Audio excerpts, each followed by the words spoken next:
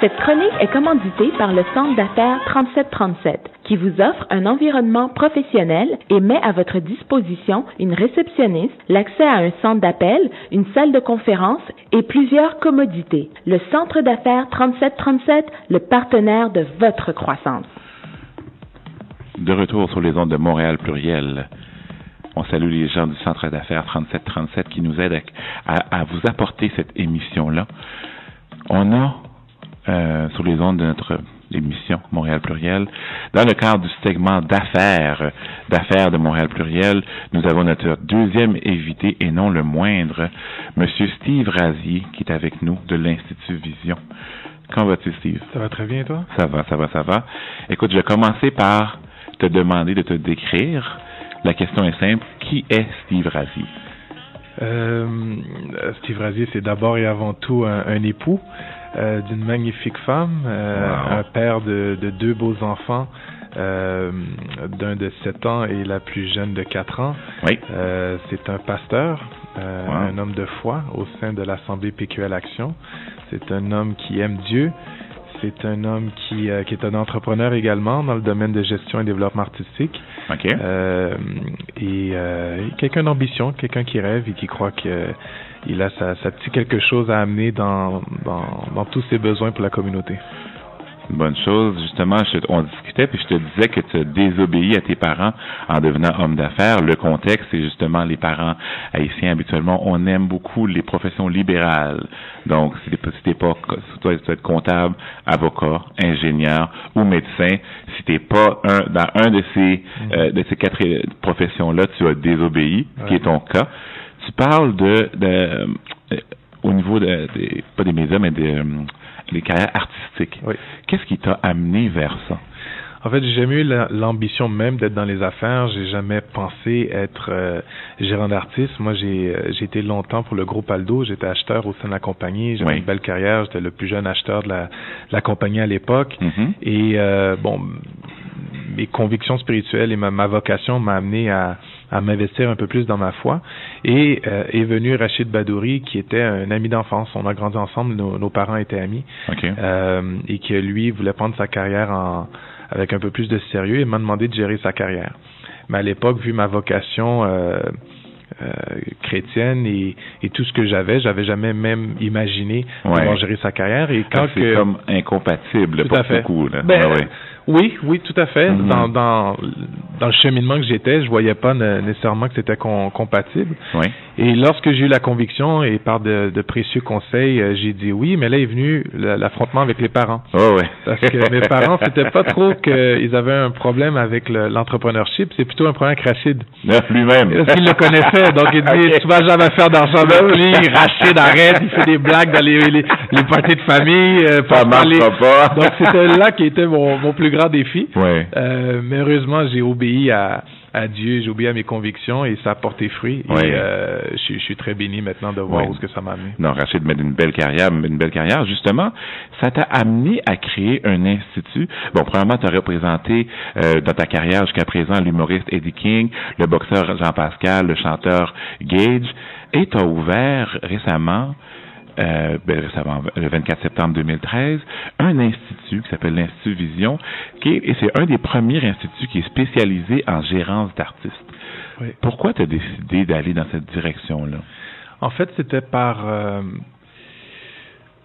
c'est sûr que quand je suis pas un gérant qui est un pasteur. Je suis un pasteur qui fait de la gérance artistique. Donc, mes convictions spirituelles sont très importantes pour moi, mes valeurs également. Et quand j'ai commencé à gérer la carrière de plusieurs artistes, autant en Europe qu'en Amérique, j'ai vu qu'il y avait un manque au niveau de la gestion d'entreprise. On avait beaucoup de gérants de portefeuille, mais très peu de gérants de vision. Et donc, à cause de mes valeurs, l'intégrité, l'honnêteté, l'humilité, c'est des choses qui étaient chères pour moi et je voyais qu'il y avait un manque dans l'industrie. Et donc, un jour, on m'a invité à enseigner à l'Institut Trébasse, un volet sur la gérance. Et j'ai commencé à enseigner et je voyais, en fait, même pas enseigner, je partageais un peu de mon expérience et je voyais les élèves qui étaient vraiment captivés. Et sur le coup, je trouvais ça même bizarre de voir leur réaction. Et c'est à la fin que le directeur m'a rencontré pour me dire, écoutez, Monsieur Razier, on a tellement eu des bons feedbacks. Vous devez comprendre que nos enseignants enseignent la matière en fonction de livres qu'ils achètent à Seattle. Et c'est là que j'ai compris qu'il y a beaucoup d'enseignants qui enseignent la matière d'un point de vue théorique. Okay. Mais la gérance, c'est tout sauf la théorie. C'est du contact humain, c'est de l'instinct, c'est de la négociation. Et donc, l'idée m'est venue à lancer cet institut. Et en faisant mes recherches, je me suis aperçu qu'il n'y en avait pas, même au monde. Donc, ça fait prétentieux de le dire comme ça, mais c'est une réalité. Et donc, pour moi, c'est important que les gens ne voient pas l'Institut Vision comme étant l'Institut Steve Razier. Parce que je ne prône pas que je suis le meilleur gérant et que je connais tout. Donc, c'est important d'avoir des professionnels autour de moi. Donc, j'ai fait appel à des amis, à des gens que je respecte et qui partagent les mêmes valeurs que moi dans l'industrie. Et c'est comme ça que le tout a débuté. Et pour moi, c'était valorisant de voir que tous les... l'industrie se mettait en arrière pour ce manque-là. Okay. Donc, que ça soit la SODEC, l'UDA, Juste pour rire, les FANEF, les Productions J, les Entourages, tout le monde ont reconnu l'Institut Vision et sont devenus partenaires de l'Institut pour former des gérants d'artistes, des agents sportifs, des relationnistes de presse et des agents de tournée, 4 domaines de gestion qui ne sont pas enseignés sur le volet professionnel pour l'instant. Donc, il y a encore cette nébulosité entre qu'est-ce qu'un gérant, qu'est-ce qu'un agent. Les gens savent pas la différence. Oui. Même que en France, c'est encore plus flagrant le problème parce qu'il y a beaucoup de producteurs qui agissent comme gérants. Okay. Donc ça, c'est un gros problème puisqu'il y a un conflit d'intérêts. Les producteurs gèrent en fonction des intérêts de leur production. Donc les gérants sont mal servis. Et donc il y a tout ce jeu de pouvoir qui se fait qui n'aide pas l'artiste. Donc démystifie-nous le rôle du gérant. Là, parce que moi, quand je pense à gérant d'artiste, c'est le gars un peu bedonnant, qui n'est pas ton cas du tout, qui a son cigare en main et qui parle tout le temps d'argent. Très peu de l'artiste, mais tout le temps d'argent. Démystifier pour nos auditeurs le rôle, justement, du gérant. Mais très court, je ramènerais ça peut-être à la culture musicale.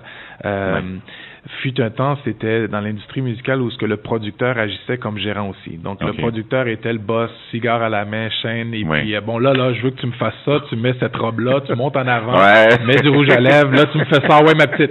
Et puis là, c'était parti. Ou dans d'autres cas, c'était, dans l'humour, la chanson, c'était toujours le producteur qui agissait comme le gros Manitou, qui positionnait l'artiste. Mais avec le crash que la musique a eu dans les dernières années, il y a eu beaucoup de labels qui se sont vus fermer des portes ou des majeurs qui ont réduit leur staff. Et donc, les artistes ont eu recours à des labels indépendants. Et donc, du coup, ils n'avaient plus le même apport des grosses maisons de disques. Donc, ils ont fait appel à des gérants. Et donc là, le rapport a changé. C'était plus le gérant qui contrôlait l'artiste, mais c'était l'artiste tout d'un coup qui avait une position de pouvoir. Parce que là, l'artiste disait, bon, là, c'est pas normal. Je veux de la publicité. Je veux de la musique. C'est pas normal que j'ai pas d'auto. Je veux que tu me trouves une commandite. Et là, l'artiste, d'un coup, devenait celui qui faisait son wish list. Et dans les deux cas, c'est pas des rapports qui est très sains. Et donc, une chose que j'enseigne souvent, c'est que l'artiste et le gérant sont partenaires d'un même employeur, d'une même vision, en fait. Et lorsque l'artiste et le gérant est redevable à un employeur qui est la vision, les deux ont des responsabilités, les deux deviennent maintenant partenaires à avancer dans la même direction. Mais quand la vision est autour de l'artiste, ça commence à être dangereux parce que c'est tout ce que lui veut. Mais si sa vision dépasse l'artiste, on a un problème parce que là, on va plafonner et l'artiste va être paresseux, maintenant va être imbu de lui-même, il va pas vouloir faire des efforts, mais va vouloir que tout le monde travaille pour que lui soit au sommet. Et je pense pas que c'est quelque chose qui est sain. Au contraire, je crois que j'aime dire qu'il y a une différence entre être un artiste et un talent. Le talent performe et l'artiste travaille. Et lorsqu'un gérant et un artiste collaborent ensemble, je crois que ça peut amener des belles choses. Donc, le gérant va beaucoup plus loin que lui trouver des deals ou des contrats ou négocier. C'est quelqu'un qui a la responsabilité de s'assurer que l'artiste est dans le meilleur de ses moyens, personnellement, relationnellement et professionnellement. Souvent, je veux dire aux artistes que leur talent est suffisant pour se rendre au sommet, mais pas assez pour y rester. Le problème n'est pas d'avoir du succès, c'est d'avoir une vie de succès, c'est d'y rester. Mais sans entourage, si tu n'as pas personne qui peut te ramener à l'ordre, qui puisse te dire tes carences, tes défauts et que tu puisses y travailler, ça peut aller mal. Et des fois, on y pense pas, mais un artiste qui a un problème de pornographie, il est addict, il est dépendant de ça, c'est rendu qu'il fait des bars de débauche et de prostituées, mais ça peut avoir des résultats sur sa carrière. Quelqu'un qui est dépendant au jeu, constamment au casino, il flambe son argent, ça va avoir des répercussions sur sa carrière. Quelqu'un qui a un problème avec la violence, il est impulsif, ça peut avoir des répercussions sur sa carrière. Donc, on a beaucoup de gérants qui s'occupent juste de la carrière sans comprendre que le noyau d'un succès de carrière, c'est l'individu. Si l'individu est en santé, si l'individu est dans les le meilleur de ses capacités, ça va pouvoir se refléter dans sa carrière et d'avoir une belle influence et un beau succès de carrière. Ouais.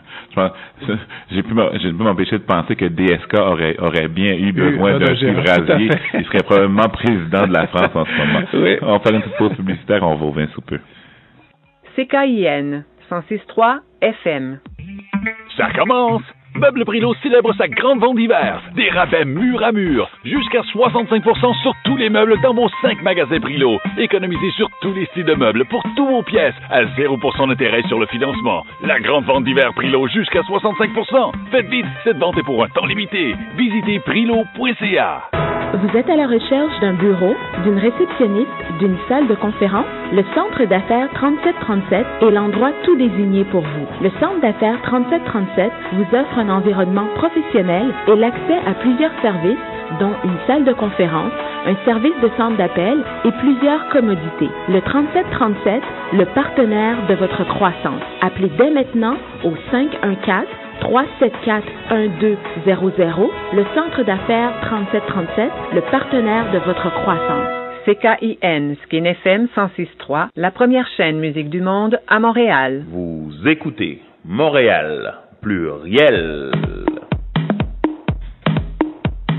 De retour sur les ondes de Montréal Pluriel avec notre invité Steve Rasier de l'Institut Vision. Steve, tu es un pasteur dans un monde artistique qui est considéré un monde rempli de vices. On parlait de DSK justement. Comment tu navigues dans ces eaux-là avec ta foi chrétienne?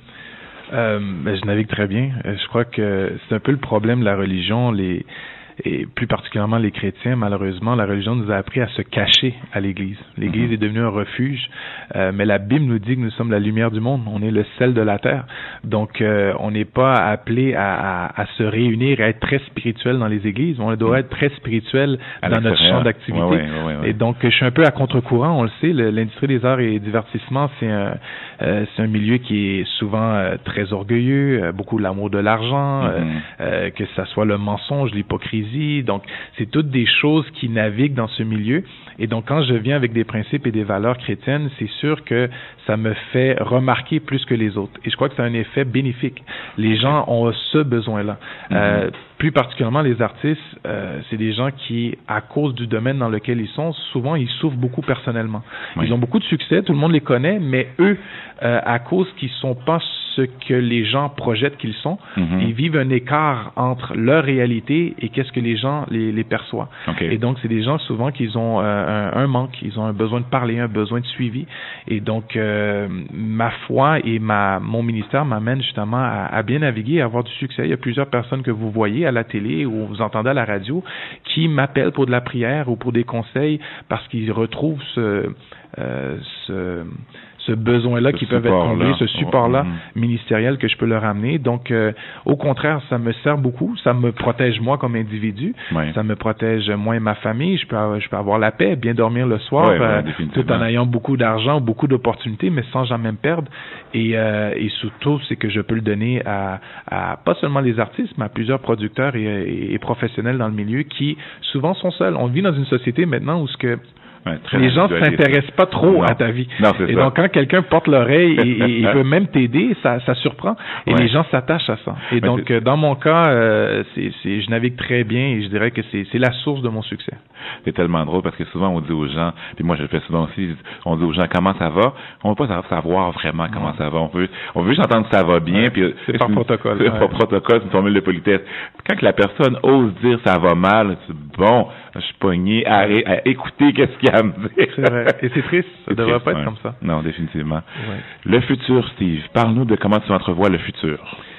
Des beaux plans. Ça fait 3 ans que je m'investis beaucoup dans du développement de beaucoup de projets, des projets de films, projets d'émissions de télé, projets de nouvelles structures, nouvelles organisations et j'ai très hâte. Là, je pense que 2015, ça va pouvoir voir le jour. Donc, je peux rien dévoiler pour le moment, mais ça va être des belles choses, toujours pour l'avancement social et économique de notre région. Donc, toujours impliqué au sein de PQL Action, qui est le ministère de l'apôtre Isaac et mon père spirituel. Et donc, je m'investis à fond dans ça. Donc, des beaux projets de ce côté-là aussi. Ceux a un besoin de trouver Dieu et d'avoir une expérience, pas avec la religion, mais avec Dieu, vous pouvez toujours nous visiter au 5935 boulevard des Grandes Prairies à Saint-Léonard, ou sur notre site web au www.mpql.org.